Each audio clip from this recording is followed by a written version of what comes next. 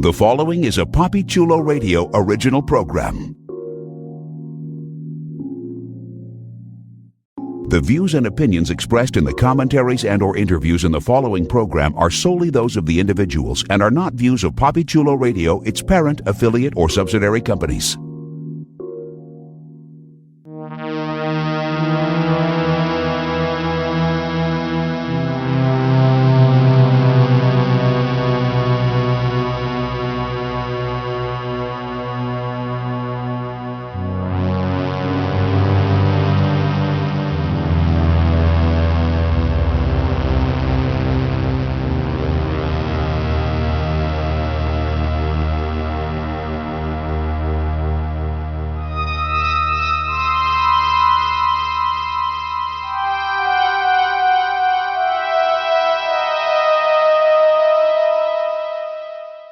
We lived in the murder house, we escaped the asylum, we protected the coven, we attended the freak show, we checked into the hotel, we had a Roanoke nightmare, we joined the cult, we stopped the apocalypse. Now we survived 1984 and became the final girl. Welcome to the season finale of Are You Afraid 1984, the unofficial American Horror Story 1984 podcast, a PapiChuloRadio.com original series, Papi Chulo Radio Pop Culture on Demand. Today is Thursday, November 14th, 2019, and I'm your host, Jeffrey Arauz. During this podcast, we're going to recap, review, and dissect the latest episode of the FX series American Horror Story 1984. Please welcome my co-hosts to our season finale broadcast, Madison Fitzpatrick. Welcome, guys. And Vinnie Hatcher. Let's go have some fun at camp. Let's jump into our recap of Season 9, Episode 9, which was titled Final Girl and aired November 13th, 2019. Here's the official synopsis of the episode. Camp Redwood draws in a lost soul looking for closure. I want to get everyone's initial reaction to the season finale of 1984. Let's start off with Vinnie. Well, meh. That sums it up. All right. Maddie, what about you? I enjoyed it. I really did like it. I just did not expect this from American Horror Story. This completely took me off guard. I actually believe that this wasn't the final episode because it couldn't have been the final episode in my mind. Just a bunch of letdowns, I guess, in my opinion. And I wanted to wait to see what you said because I figured one of us might be saving the other the trouble. But I completely agree. I went into this I walked away from it feeling like this was a middle of the season episode, and it was going to be followed by another one that was going to give us some loose ends being cleaned up and some more story. And it just I didn't hate it, but I didn't absolutely love it. Okay. And what about you, Jeffrey? Do you agree with us? Yes and no. Yes, I agree that it was probably the most unexpected American Horror Story episode that I've ever seen in my life, just because it was very sunshine, lollipops, and rainbows, and we usually don't get a happy ending to this nth degree on American Horror Story. But I didn't dislike it as much as it seems as if both of you didn't really like it. As an episode, I didn't mind it. I would disagree with Vinnie in saying that I feel like all the loose ends were tied up in this episode, so I wasn't necessarily expecting another episode, or I can't see there being another episode. I feel like everything has been completely wrapped up, and for some weird reason, it was wrapped up in like a beautiful pink bow, because it was just a very cutesy finale, which for me was completely unexpected, especially when the series is called American Horror Story. So, well, there was a lot of blood and gore in it, but for the most part, it was a very sweet ending. And maybe that's sort of the 80s influence, but we'll discuss it at great length, listeners, in just a moment. So before we get into a thorough recap of the latest episode of American Horror Story 1984, here's our announcer with a few special announcements. Follow Poppy Chula Radio on social media. We are on Facebook, Instagram, Twitter, at Poppy Chula Radio. Do you have any questions, suggestions, comments, or concerns? Email us via contact@poppychularadio.com. Are you interested in joining the Poppy Chula Radio team as an on-air personality? Email talent@poppychularadio.com. Binge listen to your favorite Poppy Chula Radio programs by visiting poppychularadio.com/archives. You can also download tonight's broadcast and the rest of the series through Apple Podcasts and Google Play. Just search for Are You Afraid? 1984 and subscribe. Thanks, announcer. So, we've got a lot to talk about because we did get a lot of information. We had a major time jump, an online theory was proven to be correct, and they did a whole timey-wimey type of thing where we kept on flashing back to that fateful night in 1989. So let's talk about what happened. And I'm going to go actually linearly because, doing the whole 2019 and then going back to 1989 and ping-ponging, I feel like we could do it in the order of the episode or we can do it just linearly time-wise. I want to focus on 1989 right now. So we don't necessarily see a massacre, but we see characters getting massacred. And it starts off with Courtney getting shot in the head by Margaret. And then afterwards, we see Trevor getting shot all over the place, including in the groin, by Margaret. And it appears as if his body will not die on the camp property, and he's very disappointed because he wants to be with Montana. Montana shows up, and all of a sudden she's loving him again, and because he's got the best dick, I guess, that she's ever had in her life, as she said. And he's about to die, but from out of nowhere, Brooke shows up, and there are some choice words, but she does end up helping Trevor over the camp property line, and so he does end up dying on the camp. And apparently, when Brooke did that for Montana, that sort of changed her point of view, and she felt like killing is no longer needed, or that she no longer felt joy in killing and that kind of thing. And so it was her goal, along with the rest of the ghosts on the property, to stop Margaret from any more bloodshed. And so, I should say that the reason Margaret killed Trevor is because he was turning people away from the festival. So no one ended up showing up, none of the music acts, etc. Except for Kaja Gugu. Kaja Gugu is dead. So later on, the ghosts all team up to basically take down Margaret. She locks herself in as if that's going to stop ghosts, and she starts loading up her gun as if that's going to stop ghosts. But she's doing what I guess she can, and she ends up getting a visit from Donna, who slices and dices her. She ends up getting a visit from Brooke, who stabs her with a shard from a mirror, but Brooke ends up getting shot.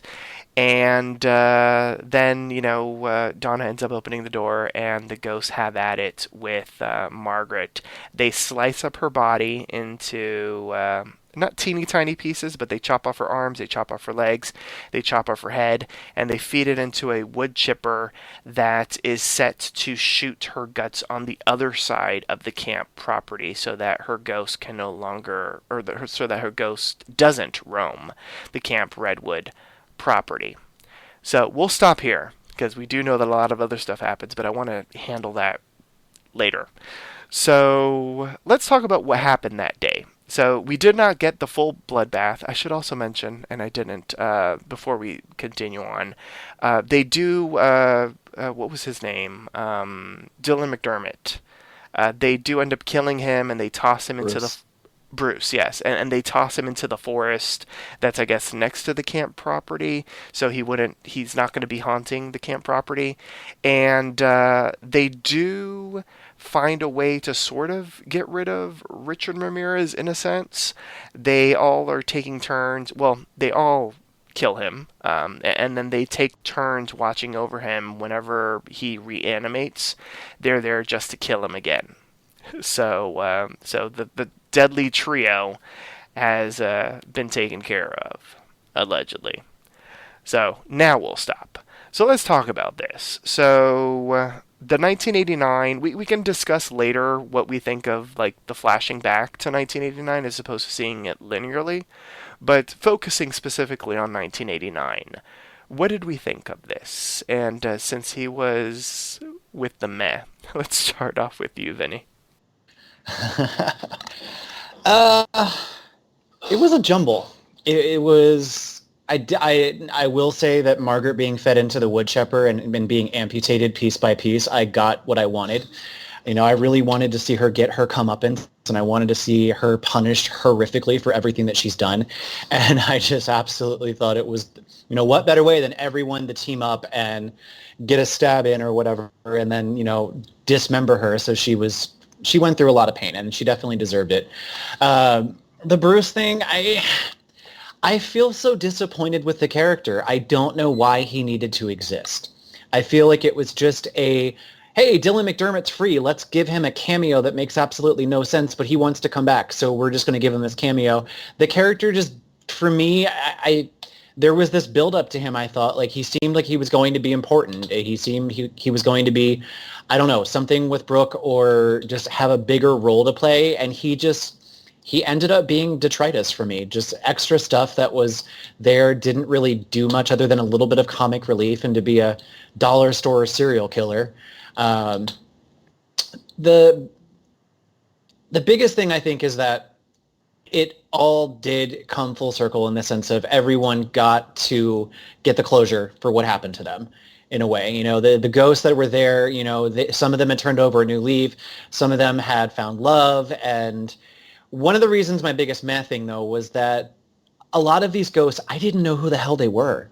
Like, I don't see the reason to have these tons of characters where, I'm looking at them and I'm like, this scene would have more meaning if I knew more about these people. And there was some, I knew Jonas was there, and there's some other characters like Midge from the very beginning. But I didn't have an emotional response to this ensemble cast other than like Xavier, Ray, Montana, Brooke, Donna. These extra ghosts, they had such little screen time in the beginning half of the season. In the latter half, they were used a little bit. I was excited to see Birdie come back, but it just felt like it was unnecessary. They could have just as well done it with a smaller cast. So that's my biggest criticism there, but my favorite was definitely Margaret's death and seeing that all kind of come to play, and poor Trevor is all I will say. That was horrible for him. Well, I don't disagree with you about some of the smaller ghosts. I feel like we all would have complained because we had seen them already. I think we would have bitched of like, where were these ghosts? Like, we never saw them again. Like, Right. So I feel like it's almost like a double-edged sword. It's like we didn't get a lot of the the 1970s counselors. The exposition, yeah, the 70s. Like, we didn't get a lot of them, and we didn't even really get to know the fake Jingles prankers and that kind of stuff. But it was still nice to see them. Like, I didn't mind seeing them because it did lead to the full circle moment. I agree with you. The comeuppance for Margaret was everything. It was very 80s. It was ridiculously over the top. It was incredibly gory, but in the best way possible. I think we all have to remember that the 80s horror movies are filled with gore, and it's always like the blood spurting all over the place and that kind of stuff. And it was a perfect homage to that, and the sick and twisted nature of the wood chipper was just, it took it to the the nth degree, and it was pretty damn fantastic. So that was a really great moment for the episode. I agree with you about Bruce. I co-sign with all of that. I feel like he would have been fine as the character in that episode. where he was introduced and where it seemed as if Brooke and Donna got rid of him. Like, I don't necessarily think that we needed him, and he didn't really add much in the past 2 episodes. So him being a standalone character for that episode, just to sort of show us Brooke's bad luck, and to see her tangle with another serial killer, but this time getting the upper hand, in the upper finger as well, or fingers, was good enough. So I agree with you. I don't know if we necessarily needed to have Bruce there. I mean, they had to get rid of him, and I guess they got rid of him the best way possible so that he wouldn't haunt the grounds. But it was kind of, I will co-sign a meh with that.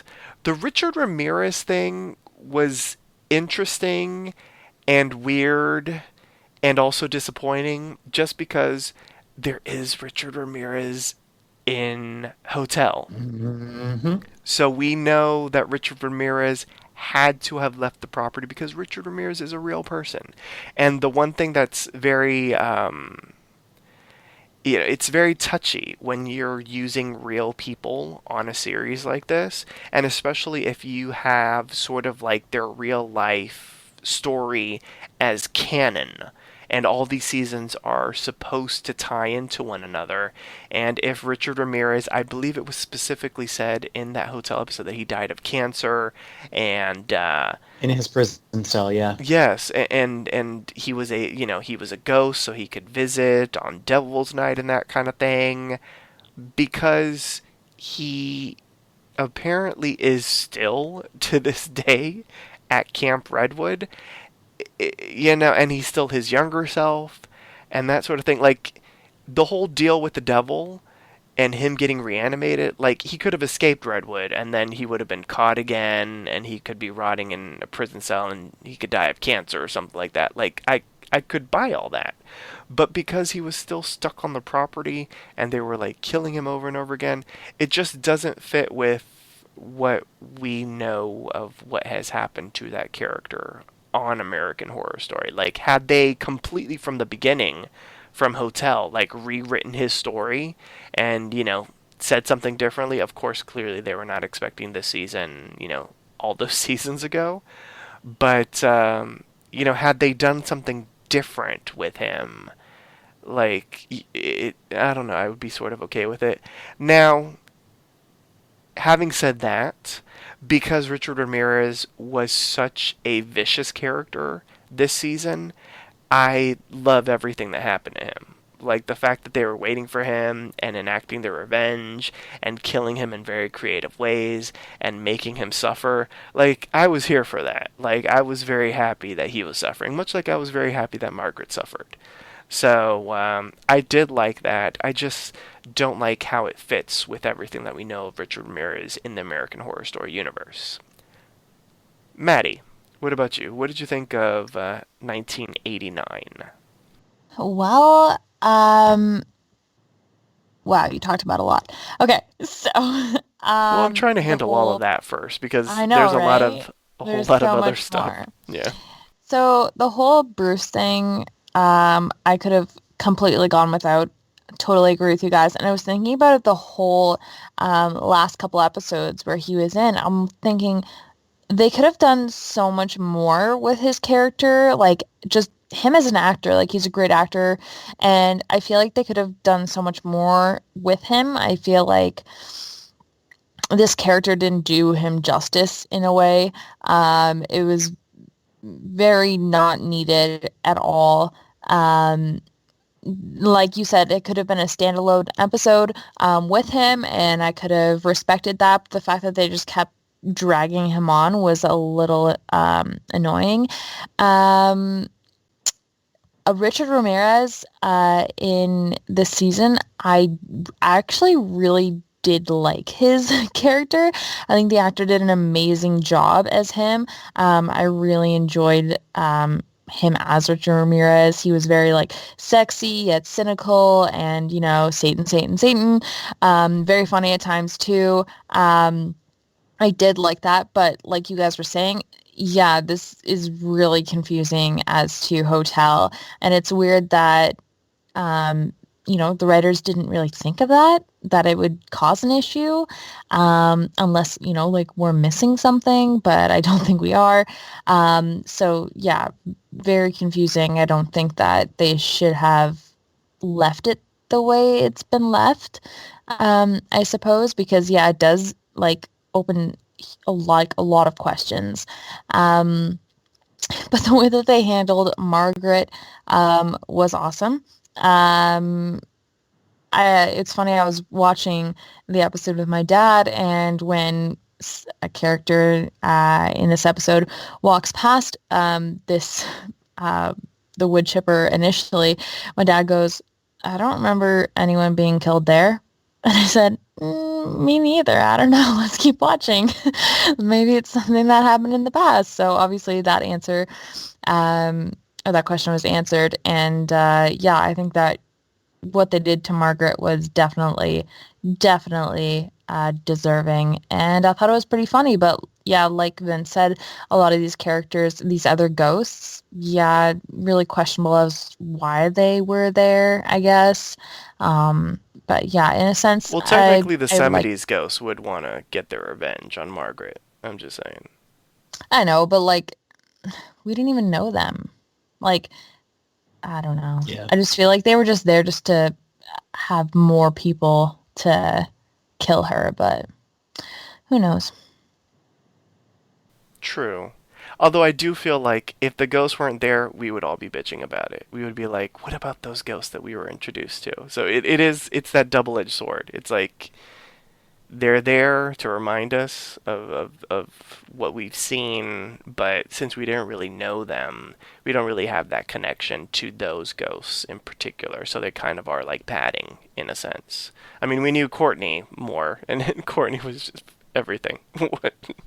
Yeah, no. Yeah, Courtney was exactly. amazing. Yes, Courtney. Oh, Courtney. Okay, so we later on in the episode we get a little bit more of 1989 of that night. So in the tussle between with her and Margaret, Brooke, as I mentioned, gets shot, and it is assumed by Donna that Brooke died at the camp. We'll get into Donna in a moment. But Ray ends up separating from the group that's about to, do the thing to Margaret, and he finds Brooke, and he thinks that she's died. He's ready to like kiss her on her forehead, but she wakes up, and he sees that the bullet, went straight through. And so he grabs some stuff to like, help her and all that kind of stuff. And she's basically like, I don't want to die here. Like, I don't want to die here. And he agrees. He's like, you don't deserve to die here. And you don't deserve to be stuck here and all that kind of stuff. And so he helps her get to the property line. And he's like, this is all that I can take you. And she goes over the line, and she ends up getting passing out. Well, I should say they share a kiss, and then she ends up passing out, and he screams in anguish and all that kind of stuff because he can't do anything. We do find out that someone must have called from the camp for like paramedics and stuff, because she does get saved. But we'll get into Brooke and everything that she's been up to in a moment. I feel like this should be its own conversation. That's why I separated it from Brooke in the present day. So let's talk about this. What do we think of this? Because we've had sort of discussions, not just about Brooke and Brooke being the final girl and that sort of thing, but also about Ray. And there was a certain point where we didn't like Ray, and you weren't here for that episode, Maddie, but during an episode in which you missed, Vinnie and I sort of had a change of heart when it comes to Ray. So I'll start off with you, Maddie. What did you think of Ray in this episode? And what did you think of this sort of quote-unquote lost chapter of seeing Brooke escape Camp Redwood? I didn't mind Ray in this episode, to be honest. He wasn't horrible. Like, the fact that he was, like, saving her was kind of nice. And I don't know, he was finally doing the right thing, even after he was kind of a dick and was, like, had killed people and stuff like that. So that was better, I guess. I don't know. I'm indifferent about him because I kind of don't care about his character in a way. But, like, he seemed like he did have feelings for Brooke and he was doing the right thing for her, so I guess I didn't mind it. Vinny, what about you? Yeah, I mean, I liked Ray after, like, we had talked about that episode, and I thought it was kind of fitting that he was her savior in the end there, but I just want to know who moved the tour bus. Who moved the bus that was blocking the gates that allowed her to escape? Because if I remember correctly, didn't Trevor, like, cut the wheels on a bus and it was blocking the escape, and they get to the doorway or whatever, and she's able to get away and there's no more bus anywhere, and this is technically supposed to be the same night? That kind of threw me for a loop. But I don't think that's the entrance, though. Okay. The entrance where the bus was is different. I feel like there's, like, the main entrance, and then there's the entrance that's actually inside the camp, because there is that long road leading into the camp. We need a map. Yeah, we need a map. Yeah. This is important to my decision. But no, I Brooke's one of the big mess for me. I think that they built her up to be the final girl. They built her up to be, you know, a main character per se. And she ended up being overshadowed. I feel like she was really overshadowed by Donna. Not that I'm complaining, because I absolutely love Navradonna. But I kind of was surprised that Brooke didn't end up on the property. I thought that she was going to do something with the camp. I thought it was going to be like her FU to Margaret, like she was going to do something to repurpose the camp into something happy and healthy and break the curse. And I was kind of disappointed that she just limped away to be a whatever she is another day. Okay. Well, I like that she lived. I do like that she escaped the camp. I feel like there were two characters that I really wanted to escape, and it was Brooke and Donna. Like, I did not want them to end up dying on the camp property. I wanted them to be able to live a happy life. And I was glad that we ended up seeing that Brooke did escape, because there was a bit of dialogue earlier in the episode before this flashback that expressed that Brooke died and that sort of thing. And so I would have found that to be incredibly disappointing. And that would have been anticlimactic. I will give you a little pushback on Brooke, just because, and maybe it's because this was just a completely different character that we've seen Emma Roberts play on American Horror Story, but I didn't mind her character or the storyline that they gave her. I really enjoyed Brooke. I do agree that she maybe wasn't the lead that we thought she would be, but I don't know if there was necessarily a main lead this season on American Horror Story. I mean, there are other seasons where you can sort of point to the main character. I guess, you know, if we were to pick, you know, we would assume that it's Brooke. But I would say that the top billing was probably shared between Brooke, Margaret, and Donna, to be quite honest. Yeah, I can see that. I think it's just part of my feeling that, like Maddie and I were saying in our opening, that it just, I felt like this season definitely suffered from only being 10 episodes. I feel like there was more story that could have been told, and that some of it was compressed a lot, and I'm trying to keep that from tarnishing my opinion, but I this was one of the areas where I felt like it was very obvious she was not dead. I thought there was no way they were going to kill her. I would have probably been more pleasantly shocked if they did kill her, because it was so obvious to me that she wasn't going to be dead that it would have been a twist to me. But everything else, yeah, I feel like we paid the price for the episode order being shortened, and a lot of things were cut that I would have liked to have seen more of. See, that's interesting because I'm actually satisfied with the episode count. I don't feel like we need, at least from what we've seen, I don't feel like we needed an additional episode.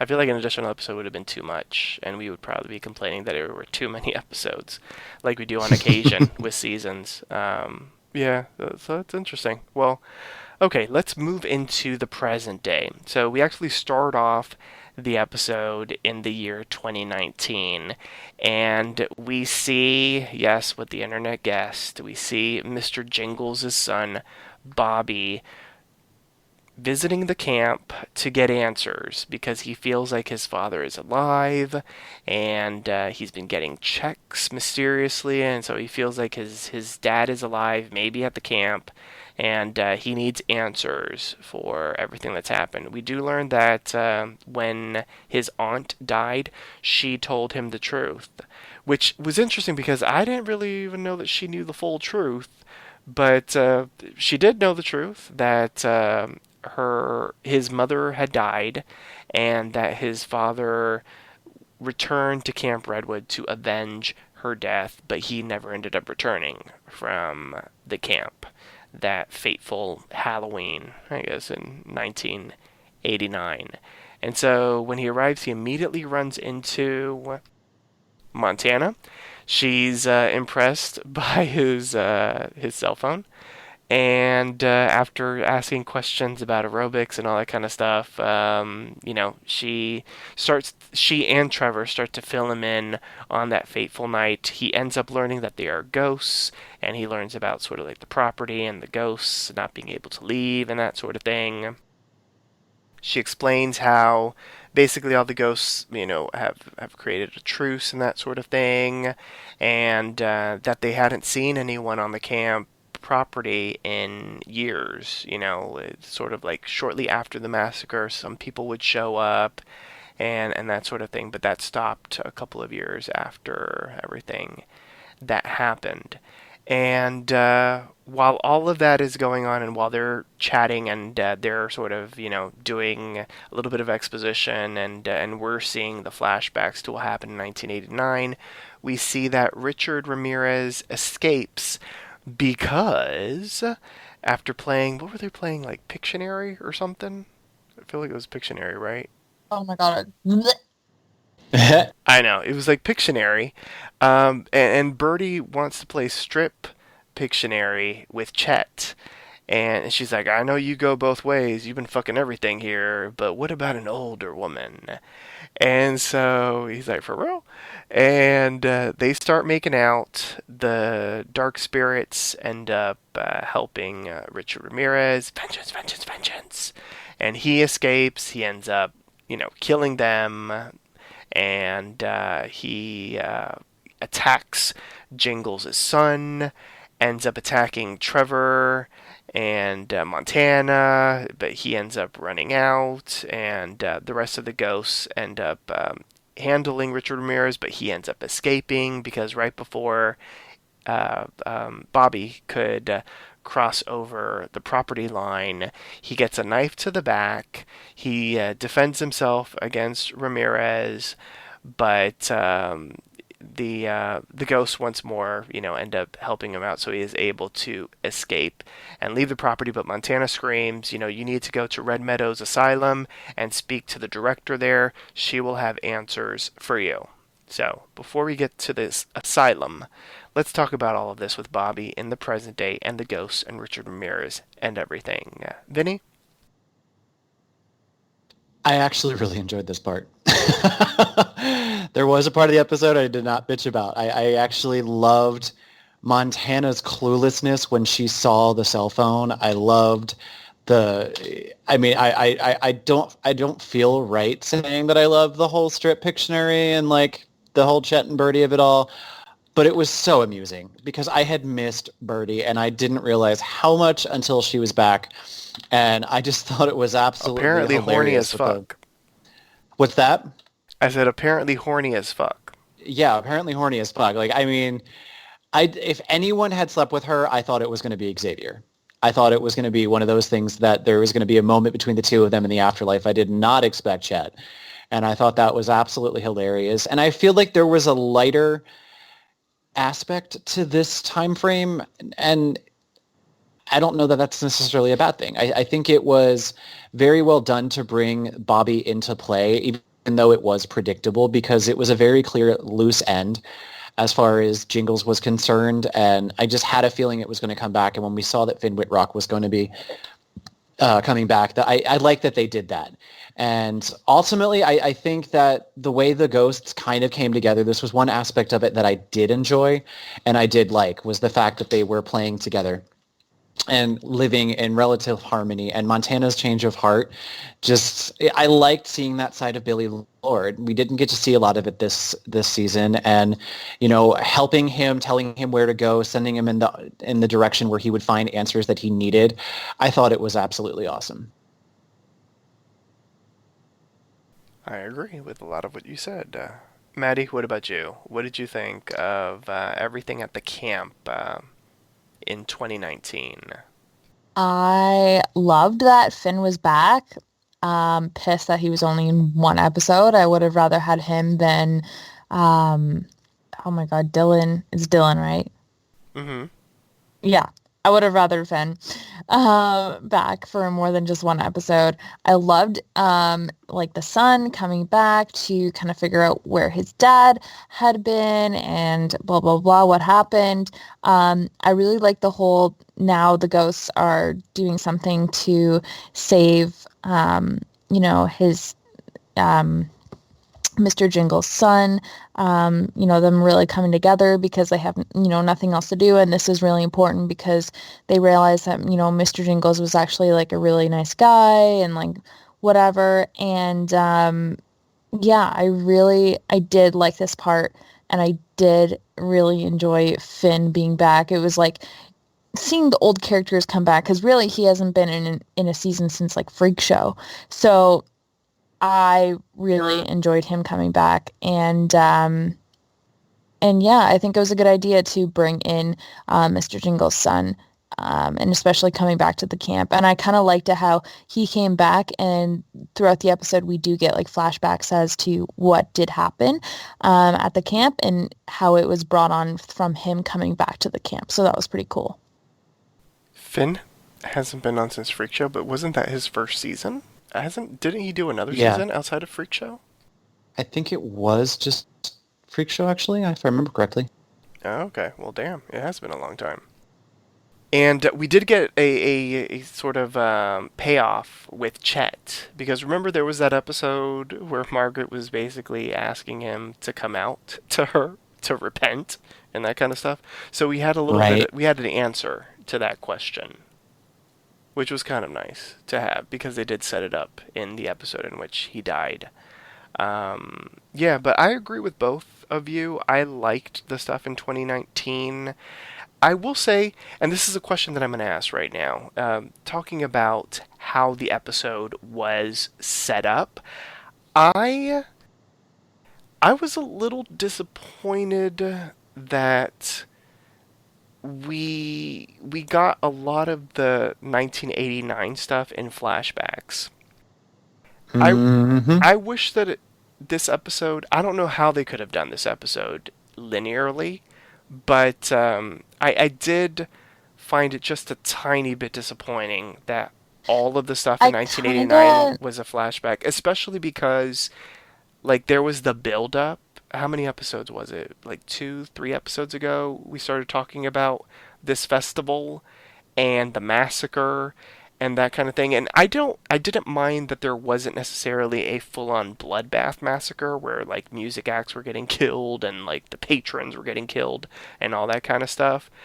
But it was a little disappointing that we didn't get to see that night maybe completely as its own thing versus, in the present day and then flashing back and then the present day and flashing back and that sort of thing. I get kind of why they did it, to keep the mystery alive. And clearly, like the way that I've been doing this recap, I sort of quote unquote spoiled stuff that happened later on in the episode. So seeing it the way that they did it, it did keep certain things as a surprise and seeing where people were in the present and that sort of thing. But there's just something about like wishful thinking of like what it could have been like had they done it just a little bit different, and could it have been maybe a teeny tiny bit better. What were you going to say, Maddie? I'm just saying, like, I kind of liked it with the flashbacks because they were explaining it to Mr. Jingle's son, Bobby, but I agree with you that it would have been cool if it was kind of all together as well. But I did like it because they were explaining to him what had happened. And it's not the first time we've seen American Horror Story do timey-wimey things where, we're in the present, then we flash back and that sort of thing. But I do wonder what it could have been like had they just focused on 1989 and then maybe done like a little epilogue in the present where, we see what happens, Yeah, 30 years that later. was one of the areas where I was talking about. I feel like one more episode I would have liked, because there have been times that I've had trouble following what times we're in this season. I mean, it's usually pretty quickly evident, but they had like what, 3, 4, 5 different times in this season, so there was a lot of jumping around. I agree. I think that the timey-wimey stuff in this episode, I feel like we could have gotten the 1984 stuff in a linear fashion in its own episode or in one of the previous episodes if we didn't get an extra episode, and save this finale for putting a bow on it like it did, but without as much as I love, the slashing and the wood chipper and all of that, I would have kind of liked to have this episode be able to focus on the character of Bobby more and like the ghost in the present day and age, instead of spending so much time in like back in my day. Yeah. I agree.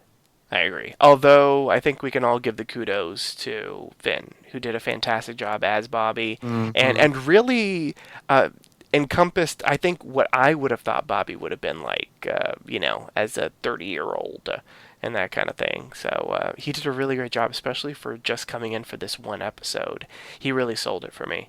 So moving on with Bobby, so he does make it to the asylum, and he's all disheveled, clearly hurt, a little shooketh, and the attending, whatever she is, who he's speaking with, clearly feels that he's probably cray-cray. So when he's demanding and banging his hands down that he needs to speak to the director, she ends up calling the guards or whatnot so that he can be committed. And he's like, no, that's not what I'm here for. Like, I need to speak to the director. I am Benjamin Richter's son. And bam, there's Donna with a little bit of age makeup and a different wig, like, you're his son? And so she ends up giving him a little bit more of information of what happens that night, and she explains a little bit more about Jingles and how he wasn't necessarily the serial killer mastermind that the world thinks. She gives him the truth, that it was Margaret, that he was framed, and she even says that Brooke was framed. And that it was all Margaret Booth. She was, the mastermind behind everything. And so he thanks her, and he's like, well, and I also thank you for all these checks that I've been receiving because it was you. You were the final girl. And she's like, wait, hold up a minute. I did not give you those checks. What do you mean? And she does end up helping him find out who did it. But let's pause right here because I feel like we can talk about Donna and seeing her and the surprise of that and that sort of situation. Now, something that bugged me, I don't know if it bugged y'all, but since we have continuity police right here with Vinny, I will assume that we are sharing the same wavelength right now. This man was stabbed in the back. He's probably bleeding out. And he's sitting in a waiting room chair. And I'm like, what? Yeah, like that was the funny, I laughed. I legitimately laughed at this part because there's only so much suspension of disbelief you can provide for adrenaline. This guy got like a Bowie knife in the back from what it looked like, and he's just walking around looking like he's ready to do the hokey pokey. Well, no, I will say he did a good job of showing us that he was in pain, but I think once he got into the room with Donna where he's talking, like the whole pain disappeared. Yeah. And I'm like, you should have allowed yourself to be committed because I think they would have patched that up for you. Right? And he just didn't, he showed that he was in pain, but at the same time, it was like not to the level of you would have thought for a mortal wound.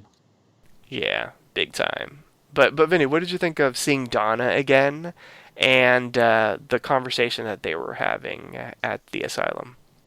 Why couldn't it have been Adina Porter coming back or Angela Bassett for a cameo? That's what the age makeup was relatively. I will give it that. We'll talk about Brooke later. Well, yeah. Yeah. Donna, they gave her really tasteful age makeup, and yeah. it worked for me. I thought they did a great job of aging her up a little bit. And I thought it looked really appropriate. Well, they played to the planes of her face, and they used makeup that wasn't overly dramatic. So I found myself not having a difficult time believing that this amount of time had passed. But the way that she carried herself and the fact that she'd come full circle to she came back to where she started it all. And it was almost like she was continuing to pay penance for everything that she had started with Jingles. So I thought it was awesome to see her, and I really enjoyed the fact that she was softened and that she was providing compassion and she was willing to help him and be there for him and tell him the truth and then assist him with actually hunting down where the money was coming from. I thought this was a very fitting end for Donna, someone who was using science for her own, experiments in the beginning, has now placed herself in a facility that's relatively poor and not really the highest of its league because she wants to help and she wants to make up for what she caused and what she did. So I really liked seeing her there. I wasn't surprised in the least. I thought it was totally believable and fitting for that character. Other than, Bobby Dagger in the back not acting like it, I really enjoyed this segment. I agree with you on all of those points. Maddie, what about you? Because we're going to get into Brooke right now, so I want to get your take on Donna and seeing her at the asylum. What did you think? Yeah, it would have been really cool if there were hints of the asylum season, I don't know, maybe just a doctor that was familiar or something. I don't know, like the music playing in the background. Okay, the music, yes. Because I'm Asylum was many decades ago. So we wouldn't see any of those doctors. Something that would have been cool. Maybe the same building or something. I don't know. Well, especially because she bought Briarcliff. Margaret did. So I thought that was going to come back into play when they mentioned asylums, and it didn't, and I was kind of disappointed. Mm-hmm. Also, the first episode, I forget his name, but the actor who played in the X-Files. Oh, yeah, yes. Yeah. Oh, yeah. Why did we only get him for one episode? Are you kidding me? It would have been cool if he was actually back in this episode since we're back at the place where he worked. That would have been really cool. But yeah, also he's been, Finn had been bleeding out and he had just been stabbed in the back. So yeah, I expected him to get medical attention first before he sat down and learned all this information. Seeing Donna a little bit older was interesting. I didn't think that they aged her, I feel, enough, but as it was good enough. Obviously, well, she's not Caucasian. Black don't crack. Sorry? What? I was saying she's not Caucasian. Black don't crack. So I feel like it was appropriate for her. We can talk about... well, clearly that doesn't matter when we talk about Brooke. So we'll this talk about whole that aging in thing a moment. Is insane. They tried to give her an excuse, but I didn't buy it. No. But, yeah, I don't know. Them talking was good, and the fact that Donna was still alive, and doing, what she thought that she could do was awesome. like trying to give back and do right and stuff like that. So yeah, I think them talking was really, really good. What I hope, and this is just headcanon, because we have seen Donna do medical stuff, even though she wasn't a nurse. Clearly, she was not Rita, but we have seen her do stuff like that. So I would assume in like a cutscene, before they start talking, she ended up tending to his wound and that sort of thing, and that's my hope in my mind, because that's the only thing that would make sense. And I get they don't necessarily need to show us that she was tending to his wound, but the fact that in the waiting room he was still like bleeding out and not really making a big damn deal about it will forever bug me. Like forever. Even though Finn is fantastic, but it will forever bug me.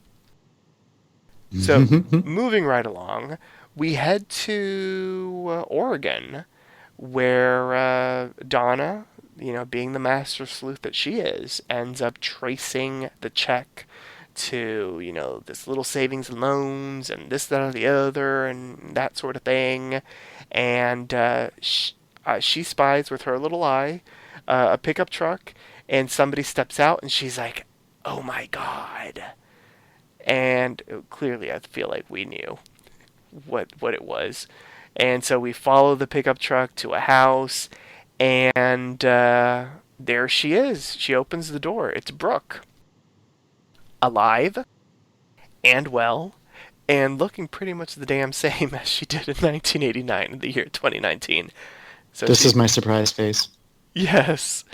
And she explains, what we already discussed about Ray helping her and that sort of thing. The thing that I thought was weird was that she was like, and then someone must have called. And I'm like, wouldn't you have thought that Ray called, 911 and they saved you? It was weird that that the line was very vague, like someone must have called from the camp payphone. I'm like, it was probably Ray. Hello. Anyway, so she explains that she tried to reach out to Donna, but the PTSD of Camp Redwood and that sort of thing, like she couldn't even muster up a hello. And then at the end of the day, she sort of felt like, it was probably the best way to move forward. And so when she was picked up by the paramedics, she, as soon as she was well enough, she just ran as north as possible, and I guess that's how she ended up there. She ended up falling in love with a dermatologist, and that's how she kind of explains why she hasn't aged. Fillers and Splenda, apparently, can keep a white lady looking like she's in her 20s, even though she should be 30 years. 60? No, she shouldn't be 60. She should be... I thought it was like 50 to 60. Well, yeah, like maybe 55-ish. Yeah. Well, I guess that's what happened. So, Maddie, start taking the Splenda. And Clearly. Yes. And she's got 2 kids and all that sort of thing. And there is a nice little moment between Donna and Brooke, where Donna was like, I wish I could have been there, those years, we're bonded together, and she being Brooke asked for forgiveness, and it looks like they are embracing their final girl status together, and Brooke explains that she was sending Bobby money because, she felt like, he deserved the future that Jingles didn't get, and it was sort of a bit of hope that he wouldn't return to the camp, because it seems like the camp continues to sort of suck you in and that sort of thing. But clearly the camp already started to suck him in and that sort of thing. And even though he got all the answers that he wanted, once they leave, he tells Donna that he's got to return to the camp, that he felt like somebody was watching over him, and he needs to get the answers, the closure that he needs. So, another thing that I'll nitpick. So instead of getting into the car with Donna and have her drive him to the camp, he decides to walk from Oregon all the way back to Camp Redwood. Yeah, about that. Weird, right? I get the dramaticness of it all, but I was like, really? Maddie, you can go first. So talk to me about seeing Brooke and their conversation and all of that. Yeah, no. Seeing Brooke, seeing her not age at all and being like, oh, it's just Botox was like, what? They Like, did do something to her. yeah, I but can't come quite put my... on. No, I'm not disagreeing with you, but I'm saying they did make an attempt to do something with her. I'm not quite sure exactly what it is. I think it was the wig maybe and a little bit of the makeup. It was very I feel subtle, like Emma but it Roberts was wasn't just enough. like, don't make me look old, okay? Right. Made me look like old, but not, but pretty. Make me look Honestly, old it was but the good. wig. Yeah, it was the wig, and I feel like they added thicker makeups to give the effect of wrinkles and like laugh lines. Okay, so this reminds me of, I absolutely love French and Saunders, this British comedian duo that they did absolutely fabulous and all that, but they have this one segment where they are making fun of Joan and Jackie Collins, and they talk about how, oh yeah, so we have a movie coming out about our lives. It's got horrific acting and terrible aging makeup. And it just made me think of that. It just like looking at this, it was like, if I was the makeup artist and you told me, please make Emma Roberts look 50 but still 20, I would have been like, I don't think that's possible. And it wasn't. I didn't buy it. This would have been the perfect Sarah Paulson cameo. That was my biggest disappointment. I wanted that to happen so bad. I would have absolutely loved it to have been her or even one of the other characters or actresses to come back. This was one of those flash forwards I did not like. Yeah, I agree with you. No, Sarah Paulson was very disappointing. And just, I don't know, like the fact that Brooke didn't look old at all, like really bugged me because I don't know, it just didn't make anything seem like reality. I don't know. Um, and then her being like so nonchalant about everything, like, oh yeah, like I just left, like it was just too much. Like, no, like maybe break down a little bit, maybe, be so surprised that, Bobby is actually there. And I don't know, I just felt like it could have been a bit more, like she thought you were dead for years. And now it's just like, oh, sorry, like I'm sorry that I didn't contact you I'm after all these sorry that years. I Like, lived. yeah, I felt like it should have been more important, more dramatized, maybe. Who knows? I would have bought it But yeah, more if she was playing the angle of like, I thought about it and I wanted to, but I realized it was probably better if the world thought I was dead. Like falling back on PTSD. I didn't buy it. I'm sorry. We already had PTSD with Brooke, and she got her vengeance. She saw that it wasn't what she wanted. She got out of that. She became this stronger character, and now we're just led to believe that that was a minuscule part of her life that evaporated the moment she left the camp and she went back to being dishwater Brooke. I didn't like it. It didn't sit well with me. The justification for not reaching out to Donna was very piss poor in my opinion. I agree with Maddie on that. And this whole segment just, it fell flat with me. Maybe it's a combination of the lack of aging makeup, the nonchalance and the lack of impact and the miserable excuse, but this really did not sit well with me. I thought it was a huge missed opportunity for the episode. I don't disagree with either of you about it. Yeah, I do feel like it was a missed opportunity. I wish that the scene had been a little bit more emotional. I mean, it looked like Donna and Brooke really developed a bond, and I wish there was a Yeah. little bit more emotion on Brooke's part. The aging makeup, I mean, both of you said it perfectly. I mean, it didn't work at all. And even the excuse that they tried to give, oh, my husband's a dermatologist, he should have been a plastic surgeon because I mean I feel like that's the only way that you know she could achieved her look and that sort of Yeah. thing. So that just felt off and wrong as well. This could have been a good moment for a Sarah Paulson cameo. I don't disagree with you on that.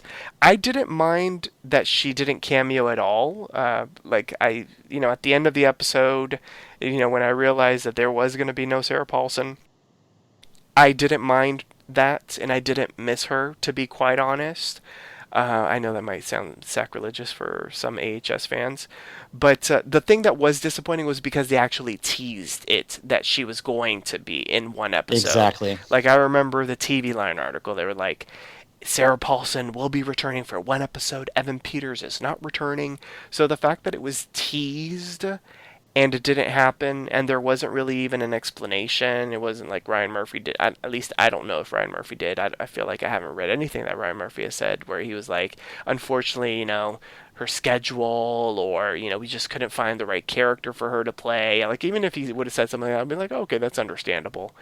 But the fact that Right. nothing was said at all about her returning and that she wasn't going to return, like, I feel like there should have been an article about, like, oh yeah, Sarah Paulson isn't going to be in it, unfortunately, or something like that. Yeah, so that was disappointing. The fact that it was teased and she wasn't in it. Had they not teased it, I wouldn't have missed her, to be quite honest. I just don't know where she would have fit in to the story. Outside of, instead of maybe Lily Rabe, could it have been Sarah Paulson or something like that? I don't know. I do feel like the Margaret character probably would have been Sarah Paulson. I could see that. Yeah, I think I would have almost even bought it. I mean, this is just as far-fetched, but it would have been more viable if, like, when they showed up and they saw Brooke getting out of the car, it was actually Brooke's daughter. Because I feel like they could have aged Emma Roberts down much easier than trying to jump her up 30 years. And I would have, like, loved to have, like, maybe in the background, like, family photos, and there's the Sarah Paulson or whoever would have played, older Brooke. Yeah, she got into this and she did this and she helped people and all that. And, I don't know, she passed away while helping pull a pedestrian off the street and she got hit by a car and it was a noble sacrifice. And I'm her daughter. They say we look a lot alike. I would have bought that more than I bought what they did. You know what? I would have dug that a lot, especially if she knew the truth and she could have explained Yeah. it, because we needed someone to sort of explain the truth and that sort of thing. I would have bought that, and I think that would have worked a whole lot better. Yeah. Yeah. The whole not reaching out, that would have explained it. I would have understood, like, she wanted to keep her family because let's face it, Camp Redwood was a plague. It was a curse. And she knew that if she got back in touch with Donna, there was always the chance that something could find out that she's still out there. And, I would have totally bought that. And then, to have this daughter, I would have seen that. And then I could have almost seen, like, Bobby and the daughter becoming an item or something, maybe having a little bit of a romantic thing or something. But yeah, it was definitely that this is the biggest area where when I said later that Brooke was a letdown for me, this was it. This was the major one. So let's go back to Camp Redwood once more for one last time. So Bobby makes it back like about a week and a half later, I guess, after hiking from Oregon. And he's like looking around, and he's caught by Margaret. And he's like, I know who you are. You're Margaret Booth. How is it that you're here if they wood chipped you on the other side of the property? And she explained that I guess she had died officially like half a second before her head landed into the wood chipper. And so she's been on the property all along. And she explains that she can take him to Jingles. She's the only one. And it does lure him in, even though he clearly says, how the hell is this not a trap? And she explains that she has been hiding away from everyone, and no one knows that she's there because she's waiting for that moment to kill you. And so she's about to stab him, but Jingles comes in, ends up killing her, which was fantastic. And they embrace. and it's a tender moment between father and son. And he's basically like, "What are you doing here? Like, why are you here?" And he's like, I wasn't really a father to you. Like, why did you feel the need to come here? And he's like, because you did, you know, this is a once upon a time moment, Vinny. You did, what any Mm-hmm. parent does. You sacrifice yourself for your kid, to give them a better life. And so they embrace and that sort of thing. And then Margaret reanimates. She stabs Jingles. He's like, "You need to run." And so he runs. And he runs straight into Lavinia. And she's like, you look just like what my Bobby would have looked like had he aged. And she stops Margaret, and she's like, "Why? Because he's innocent, and this, that, or the other." And she basically lets the other ghosts take Margaret away, kicking and screaming. And she tells him to run, and basically to never come back. And so we see him cross the property line, and then when he turns around, there's his family: Lavinia, Benji, and Bobby. They're basically waving him off.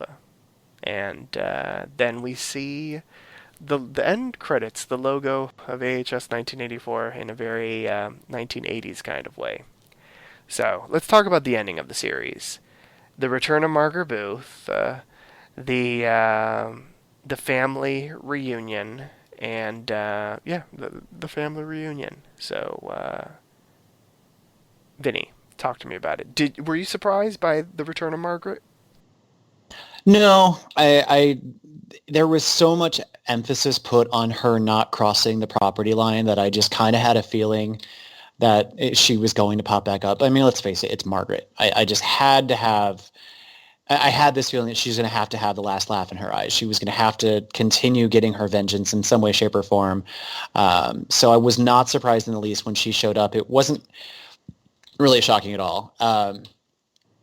It was very Wonder Years for me. I know it's a weird analogy, but like when Bobby looks back and he sees his like family sitting there, and like, Lavinia's dressed in like the 40s or the 30s, and then there's Jingles. I was just like, I had a callback to my childhood of watching the Wonder Years TV show of like the family watching the son go off to college. Or it was just so different than anything that American Horror Story, I feel like, has done as an ending. And that could be part of it, is we're so conditioned to not so happy endings that this was a little bit of a culture shock. I didn't dislike it. It felt weird.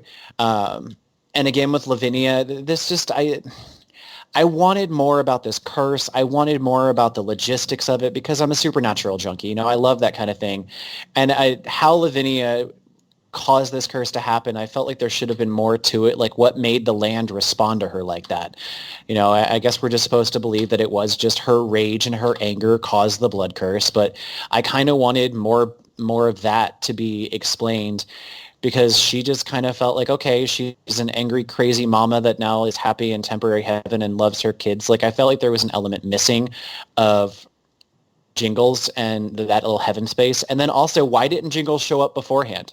Like, he can show up when his son's about to be killed by Psycho Margaret, but not when his son showed up the first time. Because if you think about it, like, I feel like the son would have not needed to come back to Redwood if Jingles had showed up the first time he was there and saved him. So we didn't really, I don't feel like we got a reason why Jingles chose to ignore the existence of his son, or wasn't notified, or whatever, what have you. So I didn't hate it. It was wholesome. It was cute, and it was a happy ending, which, we needed for this character. I felt like it was deserved, but it goes into that whole element of things that I felt were encapsulated, and we were just supposed to go with it. And maybe I just wanted more depth, I guess.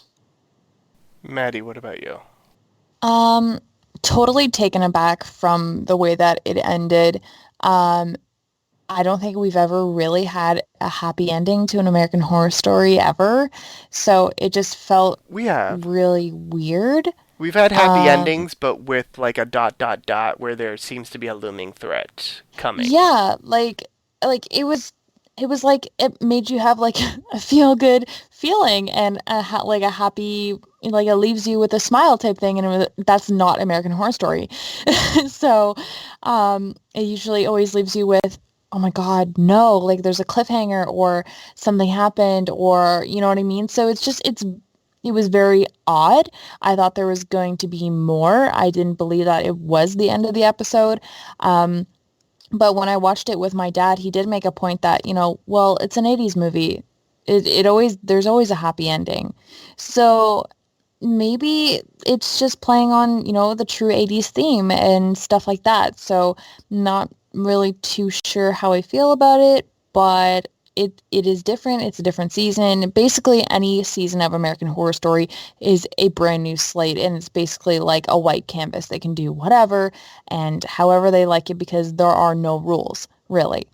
But yes, I agree with you, Vince.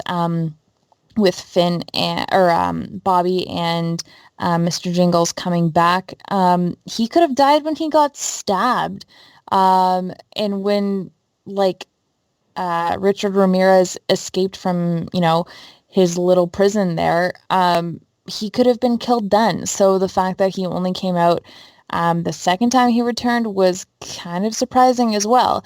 That didn't make any sense, but I'm happy the way that it ended, where we do have a happy ending, and I'm glad that, they didn't kill Bobby and stuff like that. So, but like I said, it would have been cool if we figured out how Richard Ramirez got to hotel.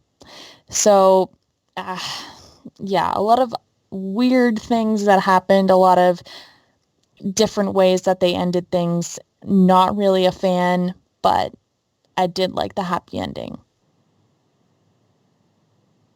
I'm so confused by everything Maddie just said because it feels like she's contradicting herself, and so No, It's like we're torn. well, no, it's like because I enjoyed the Vinny happy ending, Vinny but sounded like he I'm didn't not. really like it. I But didn't want it. Maddie, I don't know what Maddie just said. Because I It don't. was like not an unpleasant surprise. It's not what I would have predicted. It's not what I would have expected, and it was abrupt. So it was kind of like something happening so fast you don't get to process it until it's over. And in retrospect, like I didn't fully hate it, and it was nice to have that refreshing, different type of ending. But I think for me personally, I can sum it up. I wanted more. Okay. I understand you a little bit better. I still have no idea what Maddie just said. But I will Yeah. say, I feel like, well, I definitely liked it more than both of you. I liked it. I really enjoyed the ending, and to be quite honest, I kind of hate that your dad explained it the way that he did to you, Maddie, because that was my reasoning. It was very 80s. It was the perfect 80s ending to a 1980s set horror series. The 80s were very dark, but then the 80s had the balance with like the cutesy, the kitschy, the cheesiness. I mean, just look at any 80s sitcom and look at any 80s movie. There were happy endings that were ridiculously schmaltzy, and that's what we got here. And even though it is completely different from anything we've ever seen on American Horror Story in the past, this was a very different season than any season we've ever seen in American Horror Story in the past as well. I would say this is probably one of the most cohesive seasons as far as its story. That's what I would say. Maybe either of you would disagree with that. I don't know, but I feel like the story was written in a pretty direct sort of way, and it worked for me.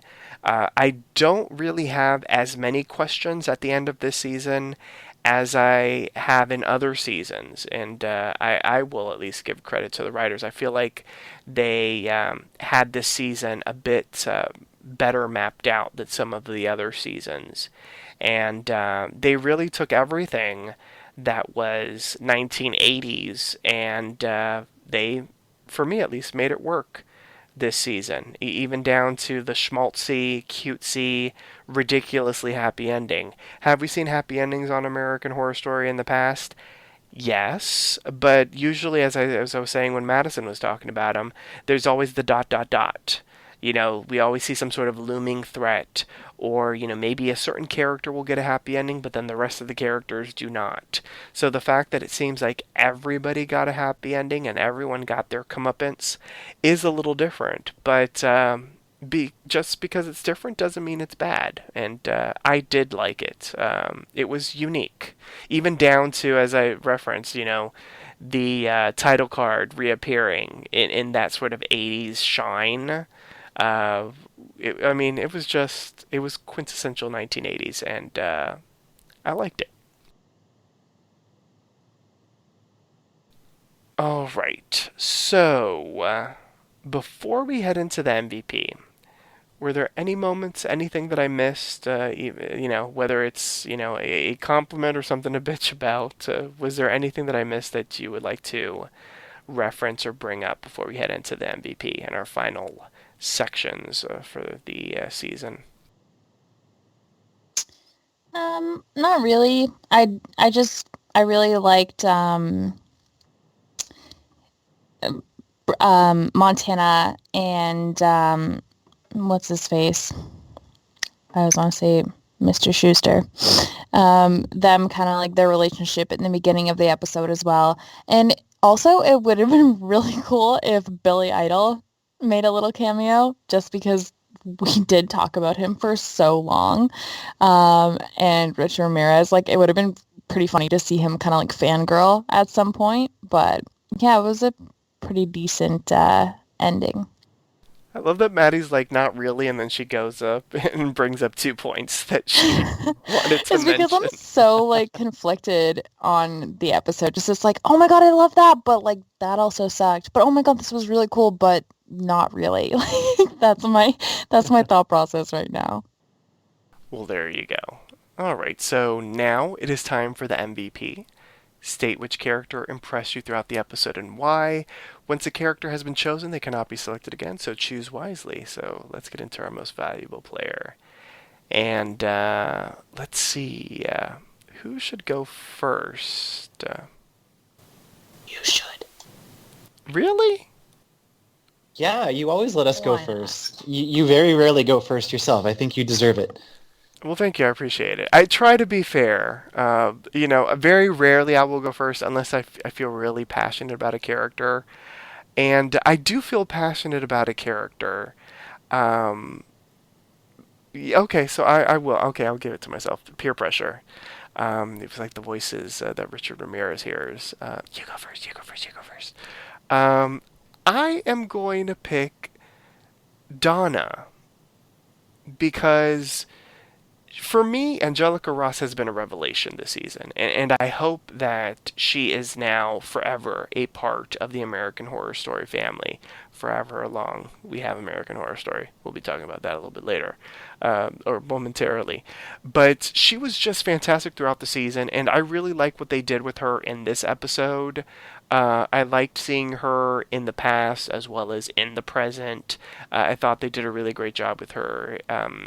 Aging makeup, and I thought she did a really good job of conveying herself as an older character as well. You mentioned that, Vinny, and I think Angelica did a really good job of playing older Donna, a little bit more seasoned Donna, a remorseful Donna, a Donna that's still, going through some penance for what she's done. So as always, I feel like Donna could have been the MVP every single episode, and I do feel like one of us always picked her as the MVP whenever she was on. So I'll give it to Donna. She was a highlight in the episode, and that does free up a certain other character that either one of you will pick, which I feel like might be coming next. Because Vinny was so kind in saying that I should go first, I'll have you go next, Vinny. So who's your MVP? Oh, well, thank you. Margaret. Oh, nice. Yeah, I know. I never thought that I would say this, but I'm finishing off this season with Margaret as my final MVP, and here's why. Maddie When I said was a what? kid, Just an FYI. she what? She said what? I grew up watching Dynasty, Falcon Crest, Dallas. I grew up with my female villains having big hair, shoulder pads, looking like they were about to go to a ball or ride a horse and ruin someone's life. And Margaret in the latter half of this season, when they put her with her stupid, like, I'm a Christian hope-giving person, I'm not evil at all, blah, blah, blah. You know, they got rid of that and they let her show her true colors. She channeled all of that oomph and all of that pizzazz and style and malevolence into such a hateable character. But it was that character's turn that made me actually identify her as a contribution to the series. Whereas before, I'd been kind of with Maddie, like I didn't buy the character. I wasn't into the chaste, happy Margaret. You know, when she just let it all out and became so villainous, I absolutely adored it. She kept that bitterness, that rage, that anger, that craziness clear up into the end when she was dismembered and tossed into a wood chipper. You know, she had the tenacity to hide in a bush for 30 years and they couldn't find her. I mean, it just speaks to how crazy this bitch was. And I think that Leslie Grossman in the latter half of this season did such a phenomenal job with the character.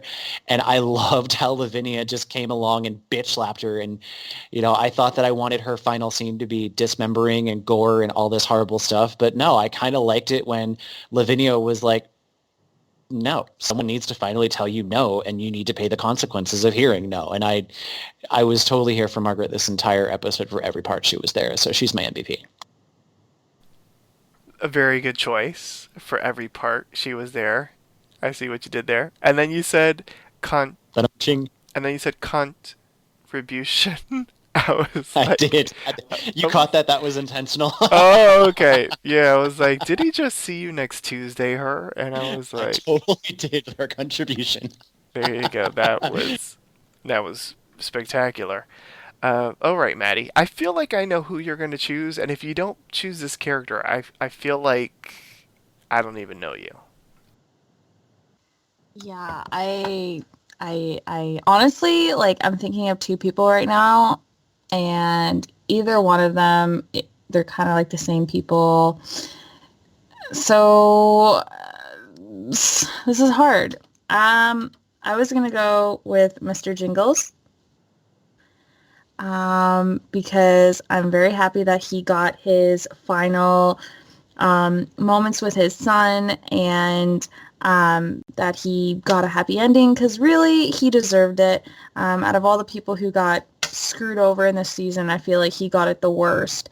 And yeah, I'm really happy that he got a happy ending, and I think that him, you know, finally reuniting with his son, and obviously, like, we talked about it before about, you know, like, him sacrificing himself. He wanted to, you know, he could only do what a father could do, and save his son. So yeah, I choose Mr. Jingles. And if I wasn't going to choose him, I would have chose Bobby for coming back and trying to reconnect with his dad anyway. So just an FYI. You don't get a second MVP. So you broke the rules. Shh, the same. Shh, it's fine. No, but yeah, I thought you were gonna pick Bobby. You praise Finn Whitrock like so much, and then she goes and picks the character that was in the episode for like literally 60 seconds. I'm like, yeah.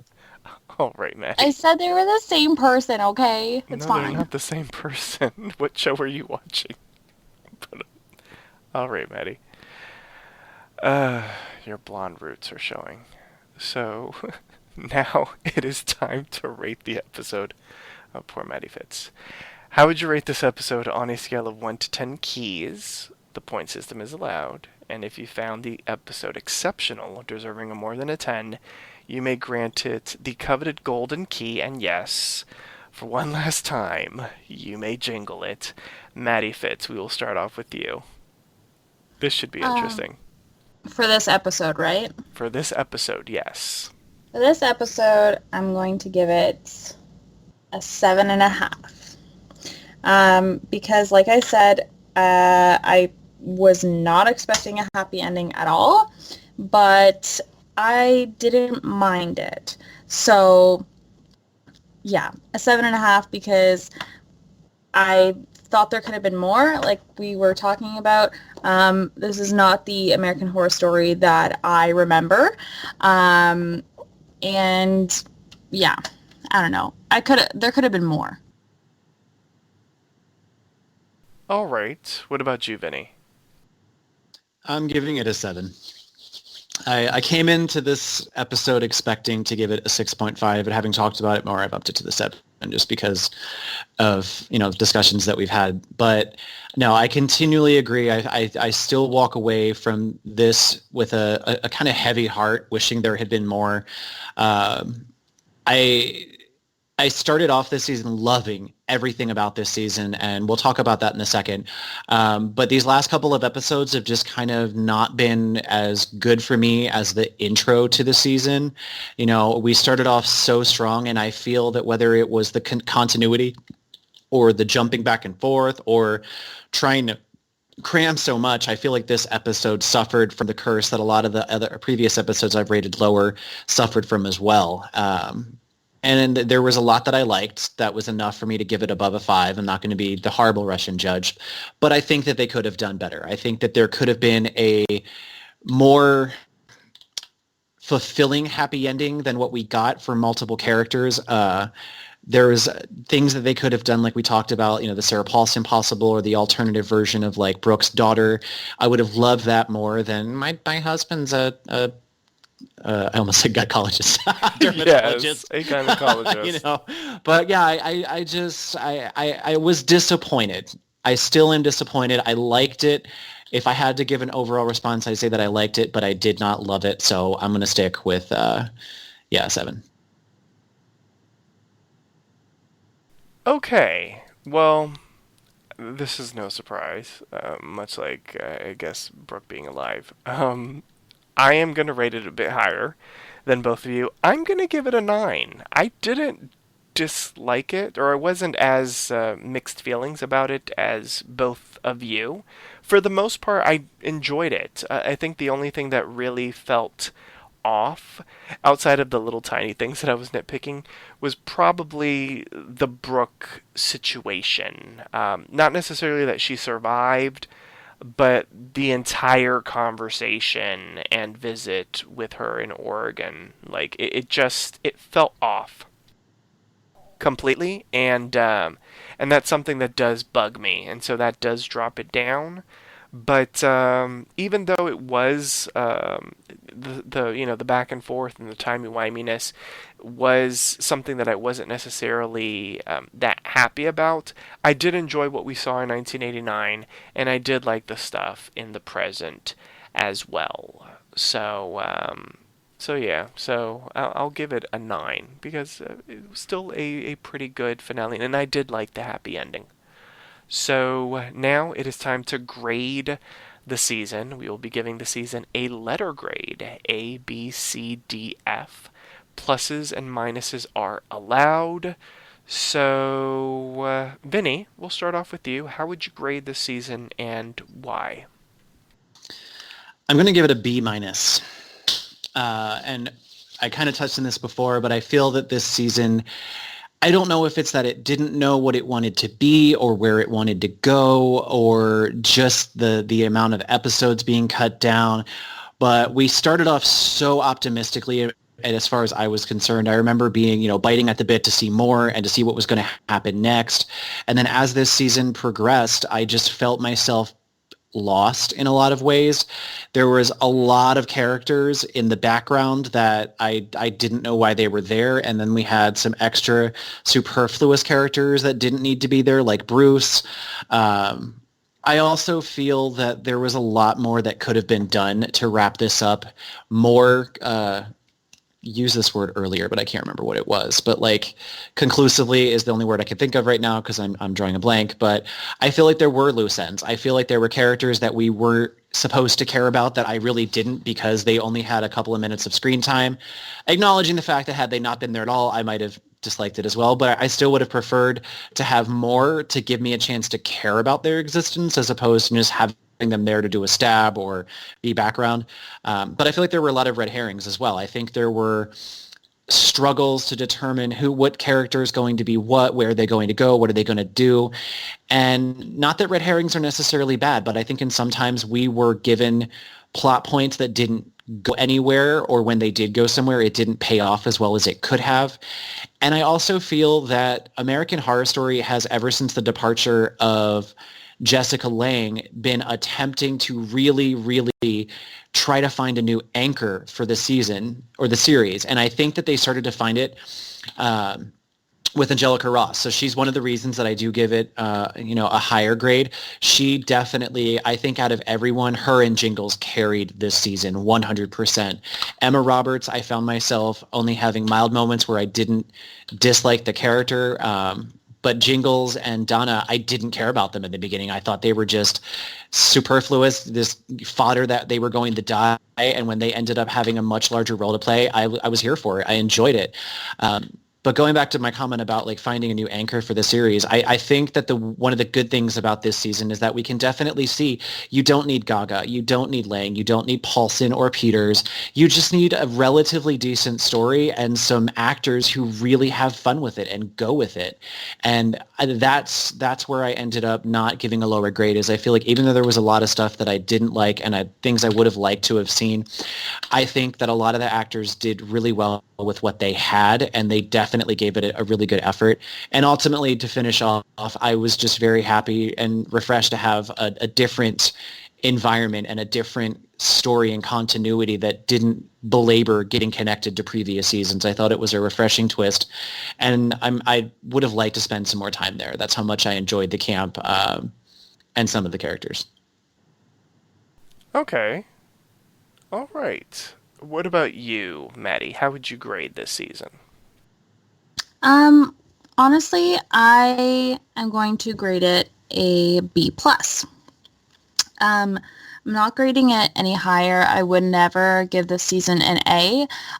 But kind of like going on some of the stuff that Vince was saying, I really enjoyed the first couple of episodes before we kind of got out of the first night. I really liked that the way things were going, the whole horror type of like killer aspect. I really enjoyed all that. Then we kind of got out of that, and the overlap in the stories and the kind of twists came out, and it got really confusing. It got weird. The only thing I really liked about moving on was Margaret's character becoming more of a badass and more of the character that the actress kind of played in Apocalypse. But I really had high hopes for this season. I thought it was going to be a lot better.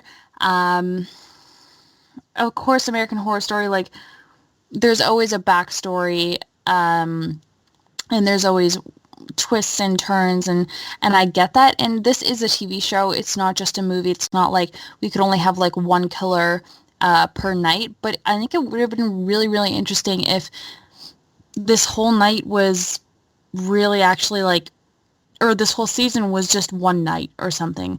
Like, I think it would have been really cool if it just stayed at the camp for one murderous night. I think that would have been really cool.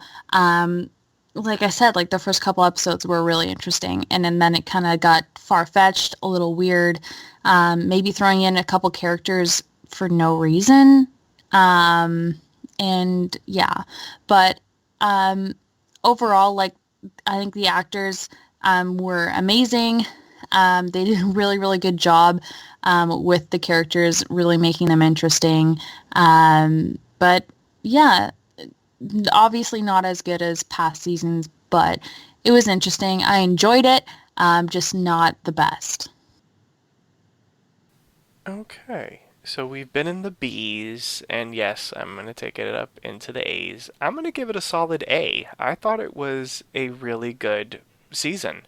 I think this for me, this season as a whole will be on the better side of the AHS series seasons.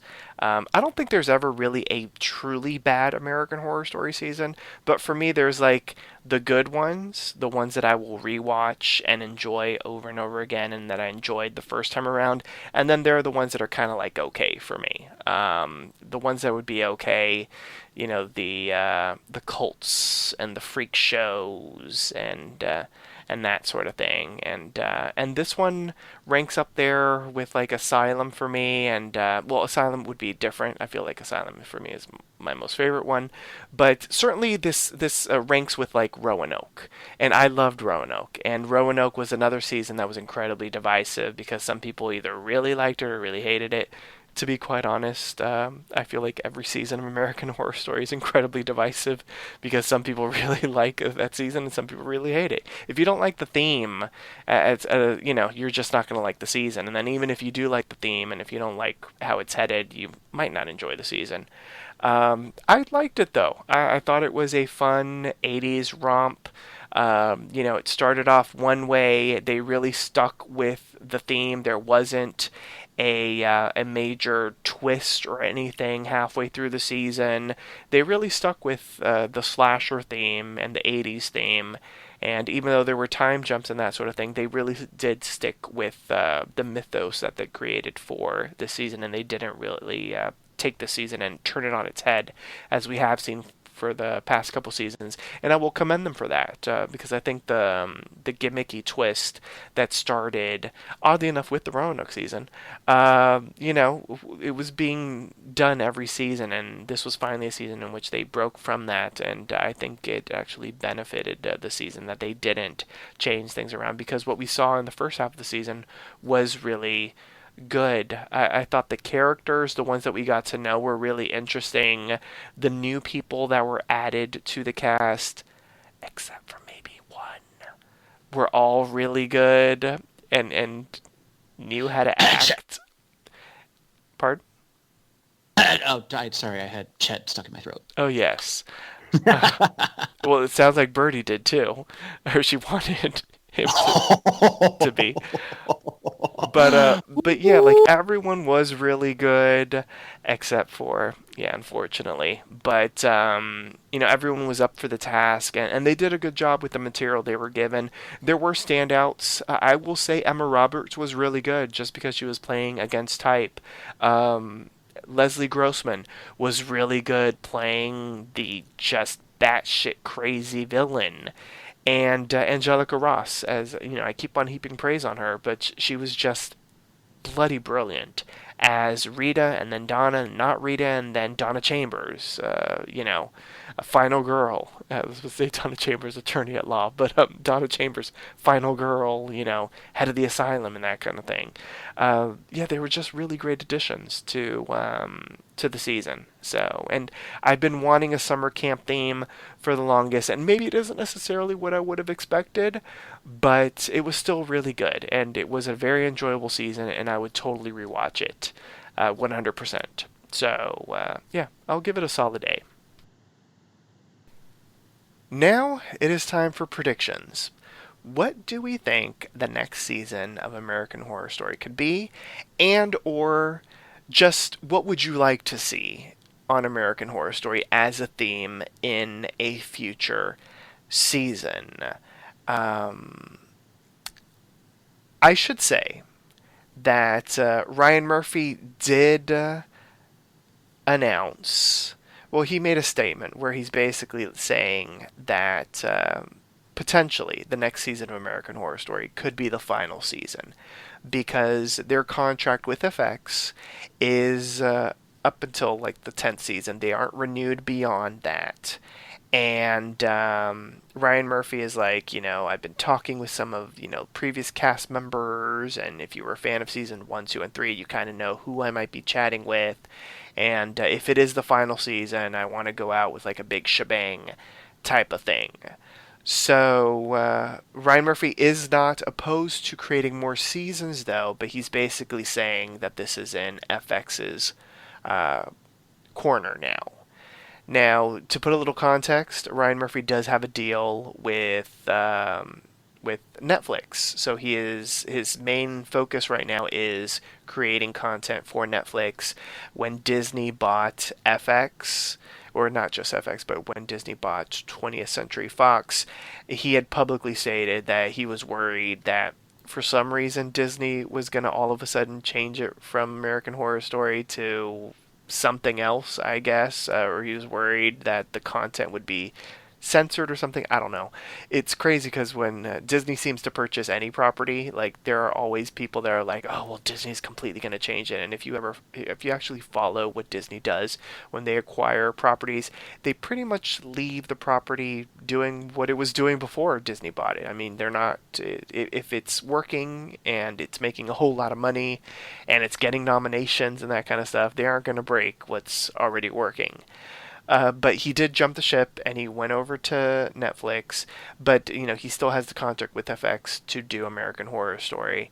So I don't see FX not picking American Horror Story up. It's still a viable franchise for the network. It's still bringing in the eyeballs. I believe that I read that like 7-day DVR viewership is up. Bumps it up a whole lot. The percentage was like some ridiculous amount. So people are still watching, whether they love the season or they hate the season. People are watching. So I don't think FX will cancel the series. I believe this is all just about money and a negotiation tactic and that sort of thing. So I just wanted to put that out there as we discuss what we would like to see. And I will also put out there that Ryan Murphy did say that there was a clue dropped in the 8th episode as to where the theme could potentially go. And what people have sort of been looking at is, remember the National Enquirer lady? She talked about, how in the 80s, the big thing were like Bigfoot and aliens and that sort of thing. And so a lot of people are thinking that maybe the whole alien question might finally be answered, because that was introduced during the Asylum season, and it was sort of abandoned in subsequent seasons. So a lot of people are really excited about the idea of aliens. And then Bruce ended up talking about an urban legend when he was with Donna and Brooke in the car. And so some people are like, well, maybe it's going to be urban legends and that sort of thing. So I just wanted to reference that because people have been talking about what the next season's theme could be. So I will open it up to the floor. Whomever wants to jump in first can. I would like for you to discuss what you think, what you would like to see as a potential season of American Horror Story, whether you think it's going to be the next season or not. And do you think the series will live on past season 10? I think it will. I think it would be very stupid of FX to not renew it. It's an anchor series. Like it's a flagship series for the network. People love it. It's got a very passionate viewership. And if they didn't renew it, I would be very surprised if Netflix, as it's been wont to do with some of these properties that have been passed over, like Lucifer, etc., would not bring it back. I think that Netflix would, and then it would probably do even better because they could go even darker and gorier. They wouldn't be restricted by TV limitations. Now, as far as what I would like, I want my more Coven back, because he promised us that Coven would be returning again. And I would absolutely love to spend some more time at Robichaux's. I love The Witches. Coven is hands down my favorite series. I would like to have it come back where it's not the apocalypse. Like, I felt that was, as much as I was happy to see Cordelia and them again, I thought that was a weird way to bring The Witches back. As much as I did enjoy it, I would like to have just a legitimate series. I would like to have it come back, see what the witches are doing in this day and age now, with the alternate timeline, how they fared. But that aside, I also, some weird part of me, I want to see, like, in space, no one can hear you screams type alien stuff. I want like a spaceship, black hole, event horizon. I would love to see them tackle that. I don't really care so much about the aliens from like the ones that kidnapped and probed Evan Peters, his character. But I would love to see like just the sheer fear of the unknown of a species in deep space and really great atmosphere and darkness. I think it would be interesting. And if not that, I would absolutely love something Lovecraftian like Cthulhu. Maddie, what about you? Space would be super cool. I did think about the whole alien theory. Again, something kind of more like X-Files-y. Maybe like a small town who is kind of like weird things are going on. Could it be aliens? Could it be something else? And then like all the characters in the small town are our characters, our wonderful actresses and actors. That would be kind of interesting. I also kind of thought like a Western, like something like set back in the really old times, something like going way, way back, really creative. And then you could even introduce the whole alien, something in there, right? Where technology and stuff like that is unexplained. That might be interesting, but like hell, they could do anything really. And I remember doing this last time where, Jeffrey, you said, doing a camp would be really, really cool, and they did it. So what are your theories? Because apparently you know what's going on. Apparently, yes, I have had two correct predictions. It was a haunted hotel and a summer camp. And oddly enough, I did say in the 80s. So if you liked the season or if you didn't, it's my fault. So I apologize if you didn't like it. And if you didn't like hotels, so I apologize for that one as well. Okay, so I was thinking like both of the things that were that are like the public sort of guesses are two guesses that I had as well. I think aliens would be interesting. I think if you get into space, the whole American Horror Story, the American part, because it's supposed to be, I guess, in America and that sort of thing, it does kind of slowly disappear if you're up in space.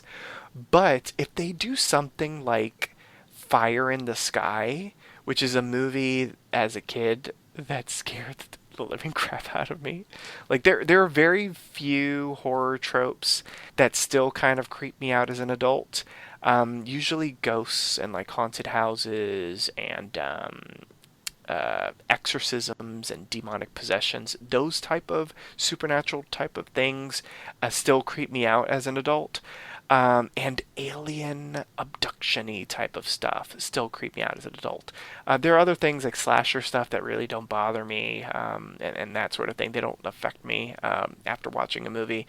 But those that I just mentioned that do, like, they still kind of creep me out as an adult.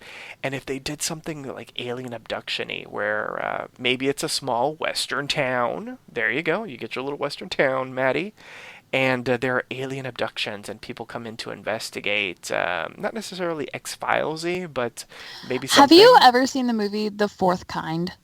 I've heard of that. Oh, Because like that was the type of vibe I was feeling, and just like you saying like abductions and stuff, like that would be the type of vibe that I would get. The Is like Fourth this Kind, movie. I haven't seen it. I've seen clips of it, and The Fourth Kind actually looks very like Fire in the Sky if they would have done it in like, within the past 10 years, because I feel like that's a movie that came out within the past 10 years, right?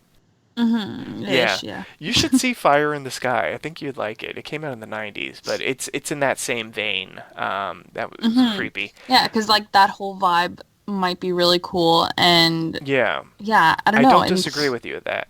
And I like the idea of urban legends because when they talked about that, I was like, that could be its own type of thing. And I know that we have like the Urban Legends film series and that sort of thing, but we have seen American Horror Story like do their own thing when it comes to stuff that we've seen maybe other properties do. And I think that might be kind of interesting. I like the idea of urban legends and seeing them sort of take them on and put the AHS spin on it, I think could work. I mean, they did something like that with the Piggy Man. When was the Piggy Man? was it the first season? Was it Murder House? Yes, it was Murder House. So we have seen them play with urban legends in the past, and I think that could really work. Something else that I really like, that they did this on another series, so I don't feel like American Horror Story would do it, but I always like the mystery of like the woods and untouched areas. I feel like I sent this to you, Mm-hmm. Maddie. Um, I feel like I did at some point. There's this Reddit no sleep thread that's about the like a forest The search. staircase. Yes, a forest search and rescue Oh, that person. was such a good series. It's amazing. And they did it on this series called Channel Zero on Sci-Fi, but the way that they interpreted it was nothing like uh, this fantastic Reddit spooky series. But if American Horror Story took elements of that and actually made it scary and made it as mysterious as it was in that Reddit thread, it could be kind of interesting. And it sort of fits into urban legends. It's, the idea of like the mysteries of the forest and, these wendigos and, these spirits of the forest that sort of lure you in to kill you, basically. I think that would be kind of interesting. I mean, there is the concepts of like, the stairs and these mysterious doors in the woods. Since they use that over on Channel Zero, like they don't necessarily need to do that. But there were other stories about like wendigos and uh, like Bigfoot type characters, that are out there in the forest that, are they real? Are they not? And that sort of thing. But that could be kind of interesting if they went that route. But the one thing that I really, really want, and I said it, I feel like last season, maybe it was the first time I said it, whenever Mother came out is when I started saying this, so maybe it was the year before that. Michelle Pfeiffer, I want Michelle Pfeiffer on American Horror Story. Like, I really Please. want Michelle Pfeiffer on American Horror Story. She does not really do television, but I would love me some Michelle Pfeiffer. It just to add in because now she is available. Because How to Get Away with Murder is ending. I think Viola Davis would be really good on American Horror Story as well. And I'm trying to remember, but I don't think Viola Davis has ever done anything horror related. But I think she I would don't be think kind of so. cool. I Yeah, would love Helen Mirren. that would be. That's. I think that's pushing it. I So, know, I know. But no, I mean, if we're just talking what we'd no, like, yeah. I would love to have Helen Mirren show up. It's like, I'm the Supreme now, bitch. I think that, I but yeah, don't no, I think disagree there's a with lot of you. characters. Yeah, it would be awesome. But there was someone else that I was thinking. Oh, Kristen Ritter, from Jessica Jones. I would love to have her. Oh, I she would be think kind of that would be fun. interesting. I don't disagree with you on that. I think she would be kind of fun as well. Yeah. So, and of course, any of our favorites returning. I mean, Kathy Bates, Angela Bassett, Adina Porter. Clearly, hopefully, and Angelica Ross is in the mix. On occasion, Ryan Murphy does pick people from other properties that he's worked on. So, even someone like Catherine Zeta-Jones, who is on Feud, or even good grief, her name is escaping me. She co-starred in Feud. She was not Jessica Lange. She was Susan Sarandon. There Susan you go. Sarandon. Susan Sarandon, bringing her into American Horror Story. I mean, he did that with American Crime Story. Cuba Gooding Jr. was on American Crime Story, and then he did American Horror Story. So, bringing some of the other people that he's worked with might be interesting. Now, since you mentioned Kristen Ritter, she just popped into my head. Christina Ricci might be kind of fun. Mm-hmm. So, She'd be wonderful. yeah, I agree. So, getting some of our favorites back, but bringing in, a big name that has never done horror or doesn't do as much horror might be kind of interesting to have on. Someone that's a really good actor that can bring it with some of the heavyweights that are on American Horror Story. So, those are just a couple ideas. So, and I agree with both of you. I don't feel like it should end with the next season. I do feel like 10 years on cable is pretty impressive. But in that article, I believe Ryan Murphy was saying that he was speaking with FX, and they were saying how, they could see the series go on for like 20 seasons, which, I mean, I think you could do with an anthology series. I mean, you can do as as many seasons as long as you have fresh ideas and as long as it isn't getting stale. I mean, the Twilight Zone, which is an anthology series, may not have had 10 or 20 seasons, but if you look at the amount of episodes that they pumped out, I mean, that was back in the day when 30 episodes or 26 plus episodes per season was like normal. So they came out with a crap load of episodes. So I could see American Horror Story sticking around for at least a handful of more seasons. And I would like to see a Coven sequel. I feel like next season is way too soon, though. Way too soon. Yeah. If it's the last season, I want it. But if not, yeah. I would like them to wait. True. I totally agree with that. And I would love Scream Queens to return. I know that that's not American Horror Story related, but it is a Fox property that Ryan Murphy is tied to. And if Disney wants to keep themselves in the Ryan Murphy business, might as well do a Scream Queens revival. Put it on FX. Why not? Well, and he's already said the cast would love to do it. Exactly. And I feel like whether it's FX or maybe... that's where you'd have to get into negotiations and maybe Disney having to give up the rights to Scream Queens so that Netflix could do it or something. But, Scream Queens somehow, some way. They have to make up for... Season 2 wasn't bad, but it wasn't as good as Season 1. So they have to... No, and the cliffhanger needs to be resolved. Exactly. So stay tuned, listeners, is basically what we're saying. And on that note, we would like to thank everyone for joining us these past 9 episodes. Once again, here's our announcer to remind you on how you can interact with us. Follow Papi Chulo Radio on social media.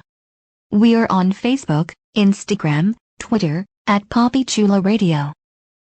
Do you have any questions, suggestions, comments, or concerns? Email us via contact@papichuloradio.com. Are you interested in joining the Papi Chulo Radio team as an on-air personality? Email talent@papichuloradio.com. Binge listen to your favorite Papi Chulo Radio programs by visiting papichuloradio.com/archives. You can also download tonight's broadcast and the rest of the series through Apple Podcasts and Google Play. Just search for Are You Afraid? 1984 and subscribe. Thanks, announcer. My co-hosts for the final time this season, please wish the listeners a good night. Camp's been fun, guys, but it's time to go home. See you next year. Thanks, listeners, for joining us for another season. Can't wait to see what American Horror Story is going to bring next season, and hopefully it's something really, really interesting. Thanks for tuning in. From all of us here at Are You Afraid 1984, we wish you a good night. Lights out, campers.